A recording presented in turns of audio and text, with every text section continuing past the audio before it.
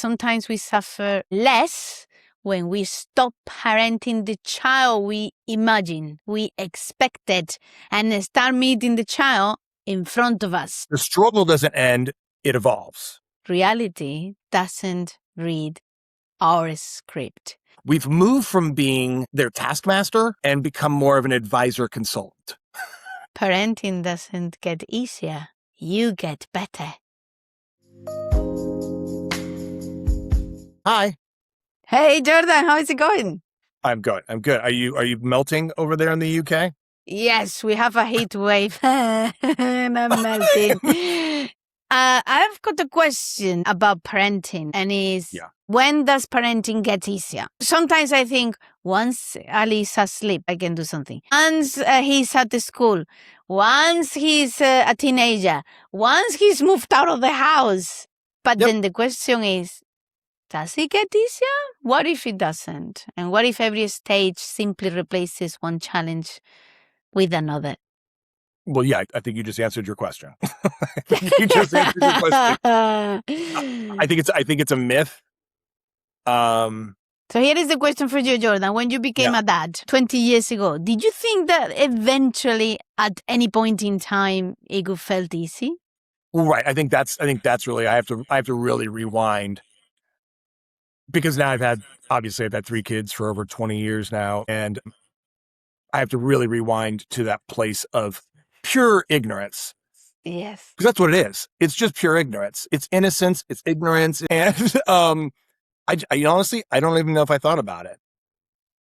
We were literally given these little beings, put in our arms, put in a car, drive home, no instruction manual, don't break them. And so to actually get anywhere past just making sure that they don't die, within the first 6 months, you're in such just like a black tunnel for such a while of just get sleep, feed them, feed yourself, rinse, repeat. You know what I mean? That before you know it, 2 years has passed and you're like, like, oh, I have friends. Oh no, I don't have any friends because nobody invites me anywhere anymore. There's no time, at least in my experience, there was no time to think about whether or not it was going to get easier. Now, of course, there were people occasionally who would say, it'll get easier. It'll get easier. This is a tough time. This is a tough time. And yes, it is a tough time. Yes, I'd say the word is maybe the wrong word. I don't think it gets easier. I think it transforms. I think it changes. That's what I think happens. So did I have any fantasy that it was going to get easier? Sure. I think I did. I think I hoped it would get easier. I hoped I would not be sleep deprived for the rest of my life. And that is the case. That is true.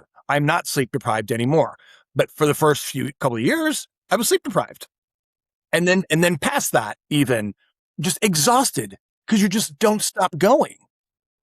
They're a 24-hour job, but it continually transforms. You're in the throes of a very challenging. Well, exactly that. And I found myself thinking, once the baby can eat, right, and stop the breastfeeding, once the baby can walk, once the toddler can go to nursery.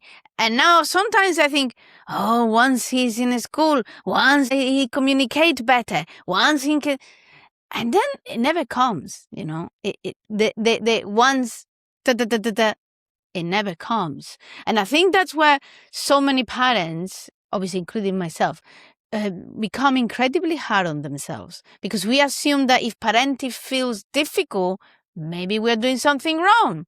Maybe everyone else has figured it out. Maybe we are the only one that is struggling because it was supposed to get easier, because people told me it would get easier.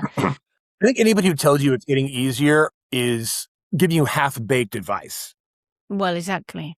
Half-baked. Exactly. I think it's not fair. I'd like to kind of come back to them and go, remember the thing you said about getting easier? Don't ever say that to anybody ever again. Don't ever say it's getting easier. I think that, I think that every stage removes one challenge and it hands you a completely different one. The struggle doesn't end, it evolves. But do you think there is a challenge more difficult than another challenge? I think it's just a new challenge. I mean, honestly, like you said, it's like, oh, okay, so I've conquered sleeping, all these different tools and techniques for like helping a kid to sleep training and all that kind of stuff. And you can create a huge argument between who you ask and what kind of technique you use and how to conquer getting your child to sleep, period. Right. Then you're like, oh, now they're sleeping through the night. Dun, dun, dun. I've succeeded at sleep. Now, are they eating? What are they eating? Are they eating healthy? Are they eating regularly? All that kind of stuff. Right. So I think it's a new challenge is presented. That's all. And the question is, can you evolve to meet the new challenge? Yes, and that's something I've become fascinated by, because I don't actually think that it's always the challenge itself that creates this suffering or the struggle. I think it's often our relationship with that challenge. So, for example, imagine two parents. Both discovered that their child has ADHD, okay? And parent A says, this shouldn't be happening. And parent B says, this is happening. Same situation, different response to it.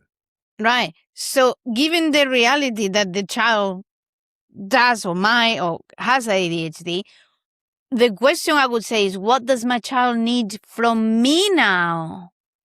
It's the same diagnosis, it's the same child, but the two different parents have a completely different emotional experience.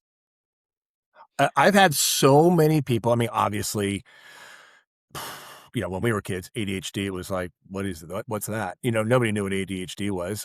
Does it mean, and I don't know technically whether or not it's something that has just become more prominent or we just have a label for it now, or, you know what I mean? Because my wife talks about the fact that she was clearly ADHD from a very young age, but just was undiagnosed and therefore had to adapt. Her parents didn't know what the hell it was either. So they just, and they had ADHD themselves, so it's like, so, but yes, I think that you're looking at a situation where this is what's so, and I can respond to it this way or this way. I can respond to it as there's a problem, or is there a way that I can support this issue rather than ignore? That's a big one. Oh my God. How many times I've had people, friends, family, who for years, it was blatantly apparent that their kid should maybe consider being assessed, but they ignored it. And because they didn't want to accept it or they didn't believe it, or I don't know what the reason was, but have since come to realize, oh, maybe we should go have a specialist assess our child, only to learn that, yeah, they could use a little bit of support. So are they struggling? Are they broken? Is there something fucked up about them that, they're untreatable? That's one way to look at it. It's a very negative way to look at it. What my wife and I realized early on, at least as a choice, right? This is all about a choice, was because our son was assessed ADHD when he was very young. It's a superpower. I see it as a superpower. And so same situation, same diagnosis, not a bad experience, a burden that he has to live with, right? Which is one way you could look at it. Or is it superpower that he can hone?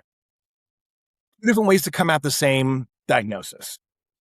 People become like really scared, and it's understandable because it's like the unknown of like, oh my God, my child seems to be struggling and suffering, and it's going to make my life harder. It seems to be making his life harder. He can't make friends. He's not socialized, whatever it is, right?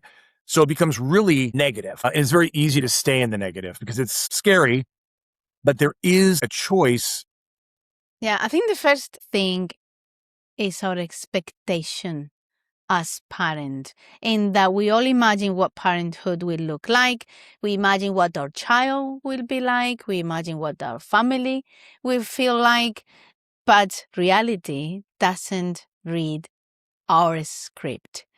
It reads what it is, which is that the child is being diagnosed, so that the child is X, Y, and Z. And it might not be what you thought it could be. The expectation. I have several questions, but one would be, who did you expect your child to become? I don't know what I expected him to be, what I hoped he would be, what all of them to be, would be happy, joyful. But that's not necessarily a realistic expectation because life is life. I think there's a difference I think I've had to realize between acceptance and resignation.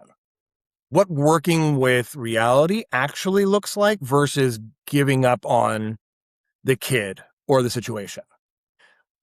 Here's what really so, and I can stick my head in the sand and pretend it isn't happening, or I can accept what's so and work with it, not against it. And once you know your expectation and you've become aware of that, did you find yourself grieving the child that you imagine instead of getting to know the child that you actually have? For sure, the idea of like, oh, I wish this was easier was absolutely there. And that's my point, Jordan, because sometimes we suffer less when we stop parenting the child we imagine, we expected, Totally. and start meeting the child in front of us. That's right. And that's why we talked about what our child teaches, Mm-hmm. to be seen for who he is, not for what we expected. Yeah, for sure.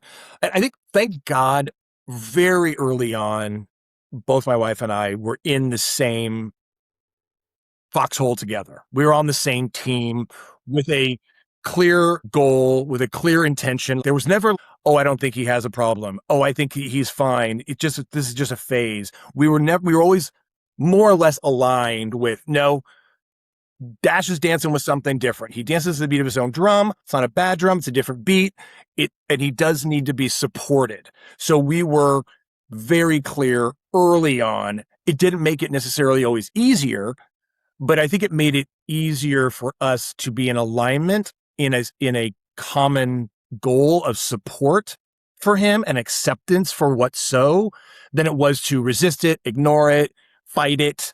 Or like you said, try to make it something that we want it to be rather than what it is. And something as well that I've realized, that for me to get my parenting to an easier state is the realization that children don't learn from what we say. They learn from who we are. And I see this all the time. All the time, I meet people telling the child what should do, who he should be and what he should be doing, but they are not modeling that. The child borrow our nervous system, particularly of the mother, early stage, but they watch how we respond to stress all the time, to frustration, to mistakes, to conflict. And that's terrifying, because you know that your child is going to become what you are, how you respond, how your nervous system is. Here's what, for me, it's the struggle, right? Is if I am stressed, my child is going to be stressed. It's not going to get easier.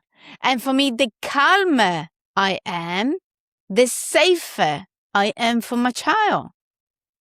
So working on myself, getting easy myself, it's helping me to feel that my child is easier. But the parenting doesn't get easier. I get calmer. I get more regulated. I get more in control of myself first. It's like parenting doesn't get easier. You get better. Yes. Yeah. Yes. Because parenting is parenting. Yes. Parenting is challenging. Parenting just keeps on coming at you. One new challenge after another. Just as you thought you had figured one out, there's another one right behind it. And the question is whether, like you're saying, which is whether or not you are going to transform. Are you going to grow? And you know what? Just as a good time to check in. We talked about this earlier. We're like 15 minutes into our session right now. You and I are not doctors. We're coaches. We are parents. We're going through this. We're learning as we're going as well. And we also understand this is a 25-minute conversation that only scratches the surface of a much bigger conversation. So if there's ever a time where you're like, oh my God, how do I even do this? Why? I think what they're saying makes sense, but how do I start?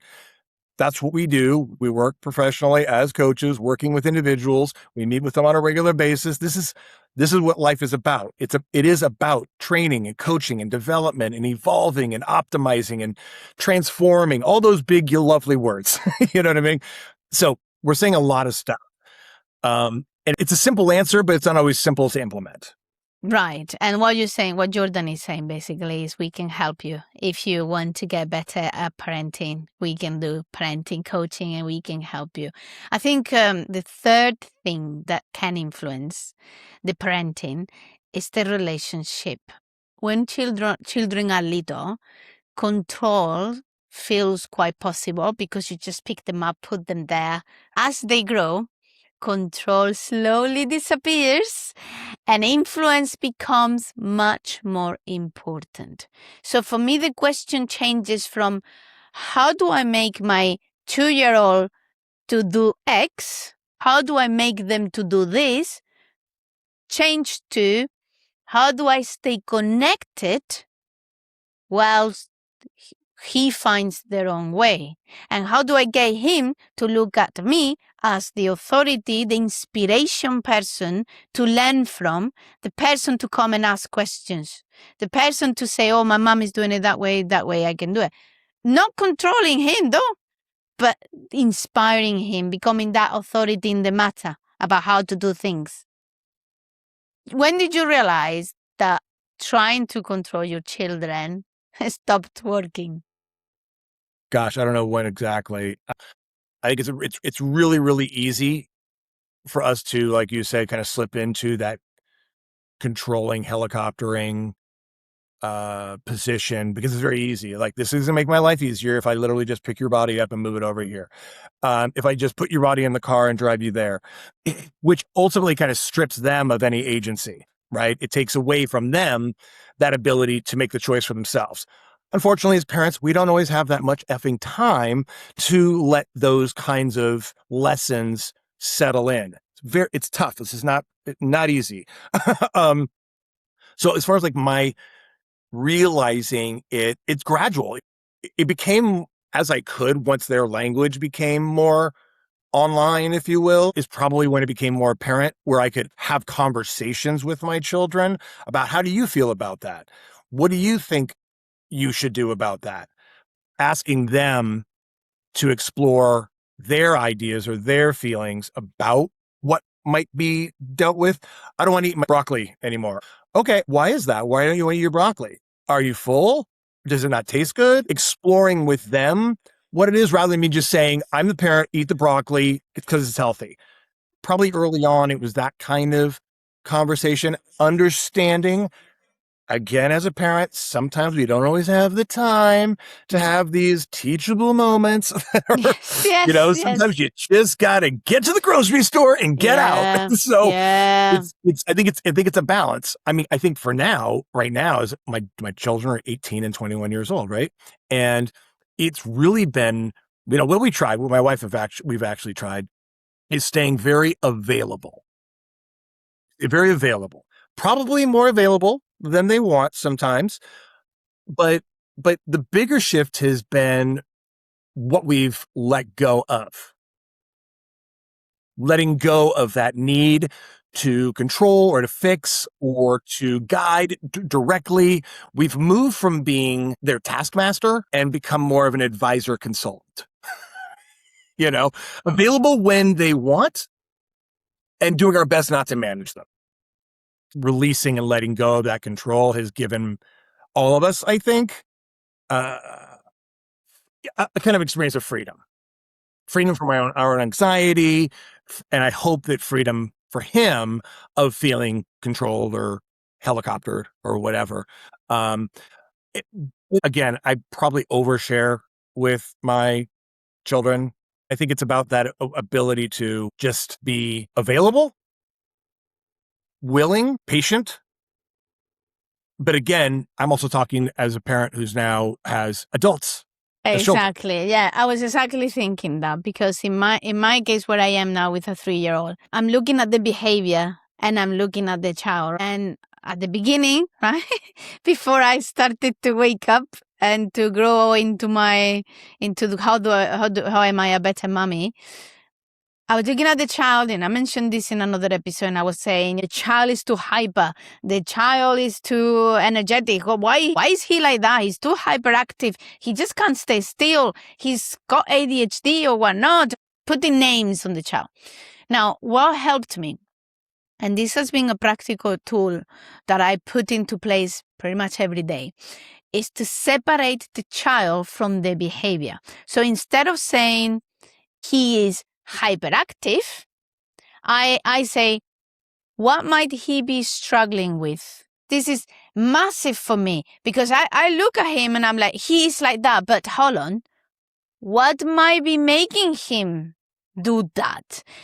Sometimes we find the child being lazy. No, I don't want to do this. No, I'll do it tomorrow. I don't do my bed. I don't do the studies. I don't do, right. What might he be struggling with? Why does he lack the discipline? Why does he lack the motivation? Why does he lack the initiative? And also, I ask myself a lot, Jordan, is what problem is this behavior solving? So in the case of a child who is, let's say, gaming all day long and neglecting everything else, that could be withdrawal. It could be avoidance. It could be even anger. But it could also be connection. It could be leadership. It could be cooperation. It can find many different feelings and many different things that are prompting that behavior. Of course, avoidance and withdrawal is normally in gaming when people are doing too much gaming, when children are doing too much gaming, which is it's very common nowadays to find. But I would say that most behaviors... Yeah, my child is grappling with that right now. Yeah. Right. So most behaviors exist because they are meeting a need. And the question is, what need is, in your child case, what need is gaming meeting? Yeah. We had a long conversation about this, actually, yesterday, he and I. And he's been really mature about it, which is great. There's been a little bit of wrestling along the way, which is understandable, especially when somebody, I think, has what I would consider an addiction to cheap dopamine. I think that's to a certain degree what it is. And I gamed in my day, so I get it. I get the attraction to it. I also get what you're saying too, which is like that community and collaboration and leadership and strategy, and I get all that. And we talked about this, and he was really honest about it, which is that I don't want to be with my feelings. I don't want to deal with what I don't understand. I don't want to confront stepping over this new edge of being an adult. And so it's easier for me to do that. I think the actual shift is the question changed from how do I make him do something? Yeah. Instead, how do I stay connected while he finds his own way? Yes. Yeah, how did you get better? How do I stay in connection with him as a human? That's and right. what was really great was we ended up having a great conversation because I was able to say, I would share with him from my perspective of why I would do things like that, why I did things like that in my life that got in my way, that stopped me, that shut me down. And it was because I was scared. I was ignoring something. I didn't want to confront something. And that's totally human. Yeah. It's uncomfortable. But I said, is that what you want? Is that what you're committed to being? You're 21 years old. Do you want to be doing this at 25? No, I don't want to be doing this at 25. Totally. So there does need to be a change. There does need to be a transformation. What do you think? How does that look to you? What do you think that means? Not like, here's how you do it. You start like doing this. So anyway, I think that it's, like you said, not looking as what's the problem, but what is the problem a symptom of? And Jordan, you moved from, I want you to stop gaming, to what's actually making you do this? What's underneath? And we know that children don't just grow. Parents do. The goal isn't raising children who never struggle. The goal is becoming the parents who can stay present when they do, which is exactly what you're talking about. And the problem isn't that parenting is hard. It's that the problem is believing that it was supposed to stop being hard when they hit the school, when they hit the graduation, when they become 20-year-old or adults. So, Jordan, maybe you've spent years on the topic until you actually started to realize, I got to get better on myself. What would you say that this year now you notice moment after this discussion? I think next time you catch yourself waiting for a stage to be over, so things get easier, just notice it and ask instead, what would getting better at this actually look like? I really believe that it's catching ourselves in the illusion or the fantasy, the expectation that we started the conversation with was parenting is going to get easier. This phase is going to change and it's going to get easier. If you can give up that parenting is going to get easier, you're going to have a lot more freedom. Right. Or choices. You're going to have more choices. Now you know this. Parenting doesn't get easier. You get better. Yeah. It's a choice. You can get better. you can grow. You can. And that's what's so great about it. It's an opportunity. I mean, I've said this jokingly many times. Becoming a parent was the worst business decision I ever made. Yes. If you talk, it's like my wife and I were joking. They were like, God, can you imagine how much money we'd have if we did have 3 kids? You're like, it's a terrible thing. Only parents will get that. People are going to go, oh my God, Jordan's so shallow. Fine, call me shallow. Have 3 kids, then we'll talk. But exactly. Yeah. And I don't mean it to say I don't want my 3 kids. I love having 3 kids. I love being a parent. It's the best decision I could have made because I've chosen to allow it to cause me to grow. Yeah. It's caused me. Yes. I've seen it as an opportunity. I've taken it as an opportunity to grow. Right. And that doesn't mean it's been easy.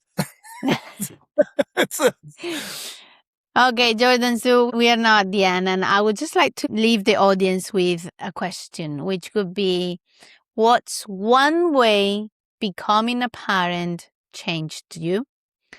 Not your child, changed you. What's one way becoming a parent changed you? If you can let us know in comments, I would love to hear that. And if you know a parent who's quietly feeling like they are failing and it doesn't get easy at all and it's getting hard and hard, share this episode with them. Sometimes it's a good reminder that life doesn't get easier. If people listening to this should be the most watched, shared video ever of ours. because I think I know we're speaking to people who are parents, so that's a very specific group, but there's a lot of us out there. So if you're listening to this, you got to this point, thank you for actually listening all the way to the end. And share with a friend, start a conversation. We're not alone. We are not alone. No. And remember, sometimes the reminder that we need isn't that life gets easier. It's that we become more capable of carrying it. Yep. And parenting. Thanks, everybody. See you next time. Okay. Thank you, everybody. Another great conversation. I will let you know which one the next episode is about. You don't have to choose one truth. You don't have to choose one truth. Well, what's that mean? Chew on that for a minute. Right. Holding 2 truths and 2 realities at the same time. Maybe yours, your child, or maybe a partner and you. Maybe, amazing. Yeah. Thank you very much. I will see you on the next episode. Take care and bye-bye for now.